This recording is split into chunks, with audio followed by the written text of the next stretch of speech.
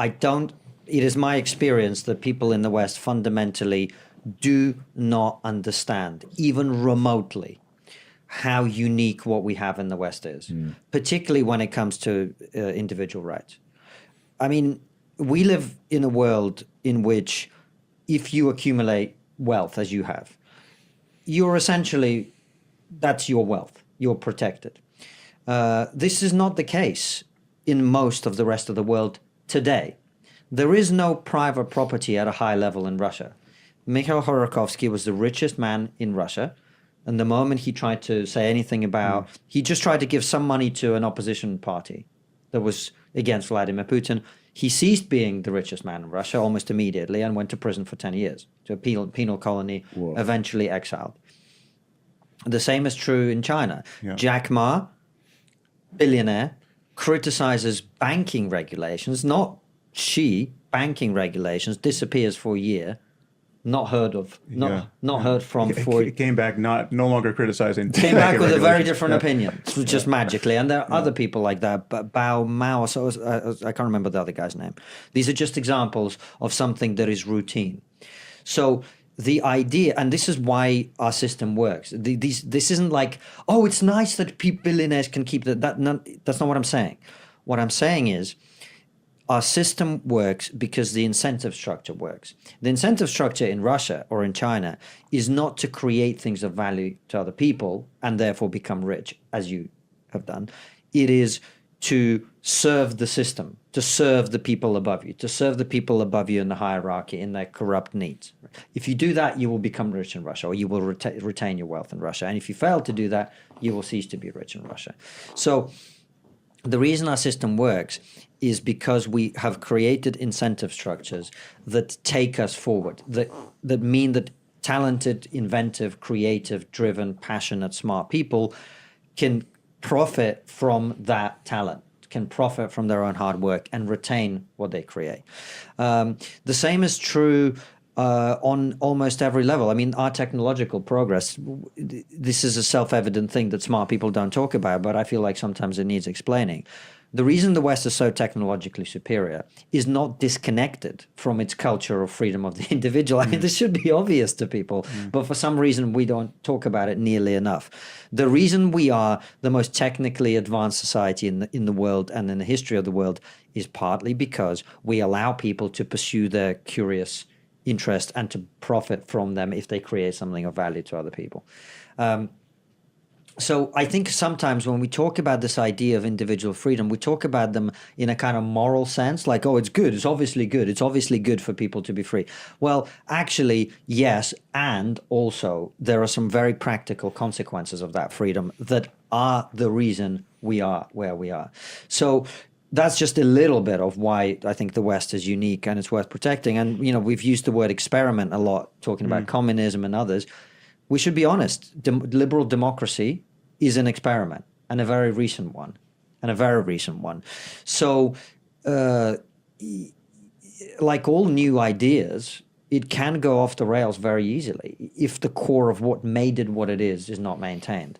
And I think the reason that many of us have been speaking up about this for some time now, and the reason I wrote my book and many other people have been talking about this, is I think we're abandoning the things that made us who we are, and we're abandoning some of the things which we ultimately, after centuries of struggle and bloodshed and violence and disagreement, we actually were starting to reach a place where we were identifying some of the memes, as you like to call them, that work in the type of society that we want to create. The idea that people should be treated on the content of their character was a meme that was developed through a lot of pain and a lot of suffering and a lot of violence and a lot of discrimination and a lot of awful treatment of, in that particular case, black people. But if you go to other parts of the West, there would have been other ways of conceptualizing that still exist, right? And we eventually came to the idea that actually that ancient thing that is so hardwired into us, the tribalism, the you know, call it racism, call it xenophobia, whatever, it's just in-group, out-group, right? That thing that is hardwired into us. We have an intellectual idea that can sit on top of that can mitigate a lot of that. That's incredible. It's an incredible. I mean, this idea doesn't exist in China. The idea that people are to be treated equally, irrespective of their race or ethnicity or religion. And I wrote a whole piece on my Substack a while ago about talking about this. And I just gave example after example of, in China, we talk about racism all the time in the UK, for example, right? And I just gave an example of a commercial in China where a Chinese girl is doing the laundry and a black guy comes up to her and he starts flirting with her. And she's like, ugh. She shoves him into the washing machine, puts this product that's being advertised in, and guess what the payoff is? He comes out Chinese. Whoa. Right? Yeah. This is not a long time ago, and it explains to you why they have 1 million Chinese Uyghurs in concentration camps. Right? The idea that all ethnic groups are to be treated equally does not exist in Russia. Not even remotely. And Russia is, to a large extent, a multi-ethnic country. It has large Muslim populations. It has large ethnic minority populations. The idea that they are the same as everybody else would seem absurd to anybody. In most parts of the world, the idea that gay people should be treated the same as straight people, you would be laughed out of the room. People don't like hearing this in the West because they can't process that reality. But it's like, this endlessly joked about queers for Palestine thing. They will throw you off a fucking roof. That's what they're going to do to you. Yeah. Right? And from that extreme, you can work your way down. Most of the rest of the world, they're not going to throw you off a roof, but you're not going to be treated equally.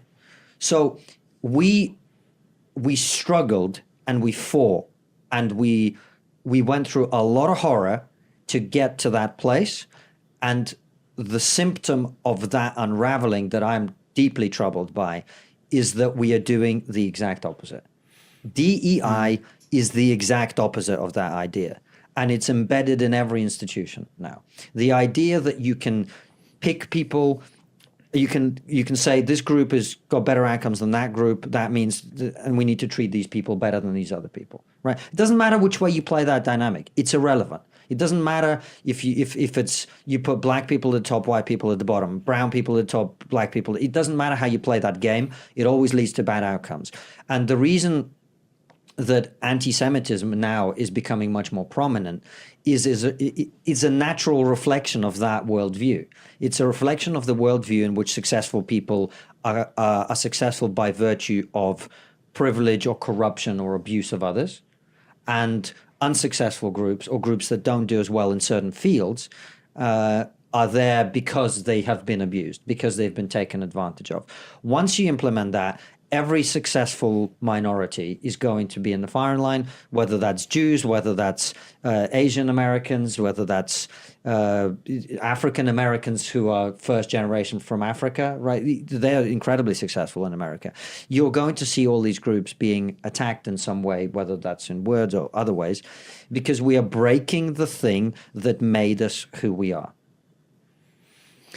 Okay, so assuming that gets embedded in the mind on the back of compassion, essentially. Yep. Like, look at these people, you can't leave them behind. Something I've talked about on my podcast before, because my mom was in transportation in a high school. Back where I grew up, there was this law passed called McKinney-Vento, where no child left behind. And they would drive a single school bus 2 hours one way to pick up one kid and bring him back. And I was like, that is compassion turned pathological. Like, that's nonsensical. How do we flip that idea? Because you're definitely not going to get people to buy into something that makes them feel discompassionate. I think that, look, we come back right to where we started. I think we have to be able to. We have to live in the real world. If we do not live in the real world, we will not survive. And when I say survive, I don't mean that we're all going to die tomorrow. What I mean is there's a difference between Rome and Italy. Ancient Rome, the great civilization, and Italy, which lives on the ruins. I don't mean this to insult my Italian friends.